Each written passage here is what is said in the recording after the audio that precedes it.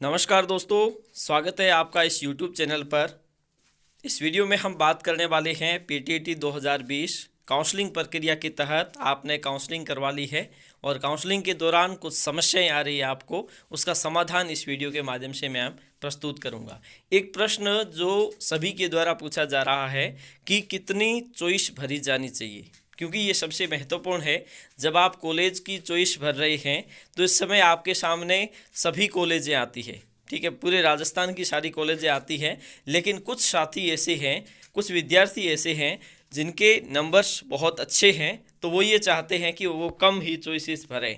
तो ऐसी स्थिति में उन्हें क्या करना चाहिए, तो कौन सी कॉलेज आपको मिलने वाली है, कौन सी चॉइस की कॉलेज आपके लिए सही है या फिर कितने तक आपको मिल जाएगी, ये डिपेंड करता है ज़्यादातर विद्यार्थियों द्वारा भरी गई चॉइस पर। क्योंकि कभी कभी ये होता है कि कुछ कॉलेज ऐसी है जो सभी विद्यार्थियों की चॉइस होती है।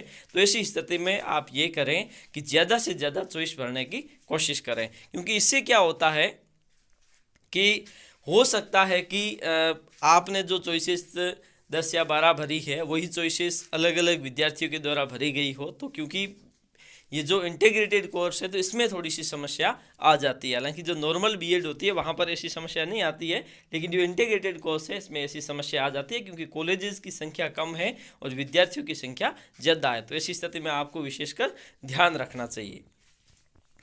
दूसरी बात यह है कि जब आप अपने जो कॉलेज चॉइस भर रहे हैं तो एक लास्ट में ऑप्शन दिया जाता है ऑल राजस्थान का।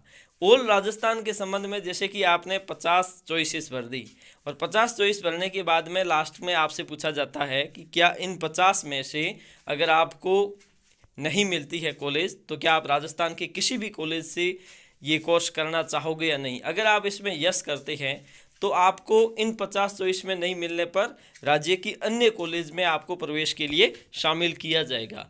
अगर आप नो करते हैं तो आपको बिल्कुल भी वहाँ पर शामिल नहीं किया जाएगा। तो हो सकता है कि आपके नंबर्स अगर कम हैं तो इस स्थिति में आप ऑल राजस्थान के लिए यस कर देना चाहिए, ताकि आपको अगर डिग्री कोर्स में शामिल होना है तो आपको यस करना ही चाहिए।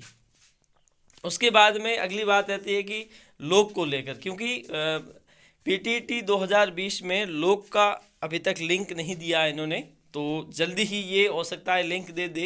अगर नहीं भी देते हैं तो ऐसी स्थिति में पिछली बार ऐसा हुआ था कि जिन्होंने लोक नहीं किया था तय समय में तो उनकी जो सेव की हुई थी वो ऑटोमेटिक लोक हो चुकी थी। तो इस संबंध में आपको बिल्कुल भी घबराने की आवश्यकता नहीं है।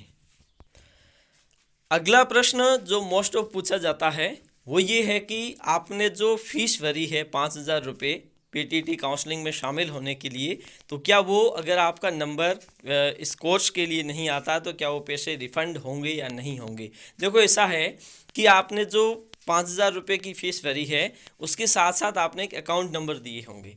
जो अकाउंट नंबर आपने दिए हैं, अगर आपका नंबर नहीं आता है तो विद इन एक तय सीमा के अंदर, तय समय सीमा के अंदर आपके उस अकाउंट में पैसे वापस रिफंड हो जाएंगे। उसी अकाउंट में होंगे जो नंबर्स आपने अकाउंट नंबर के रूप में वहाँ पर दिए हैं, न कि जिससे कटे हैं। तो हो सकता है कि कुछ विद्यार्थियों ने ई मित्र के माध्यम से आवेदन करवाया हो और वहाँ पर उन्होंने अगर 5,000 रुपये दे दिए हैं और वो ये सोच रहे हैं कि जिस खाते से डेबिट हुए हैं उसी में क्रेडिट होंगे। तो ऐसा नहीं है, जो आपने अकाउंट नंबर दिए हैं उसी में ही डेबिट क्रेडिट होने वाले हैं। तो ऐसी स्थिति में आपको बिल्कुल भी घबराने की आवश्यकता नहीं है।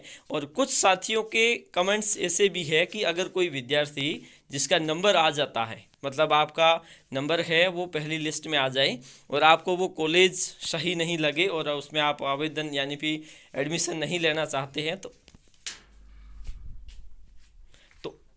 उस केस में क्या होता है, तो ऐसी स्थिति में आपको एक अपवर्ड मूवमेंट का मौका दिया जाता है। और अपवर्ड मूवमेंट पीटीटी की एक महत्वपूर्ण प्रक्रिया है जिसके माध्यम से आपको उसमें एक मौका दिया जाता है आपको कॉलेज बदलने का। तो उसका एक अलग प्रक्रिया है, वो किस प्रकार से काम करती है।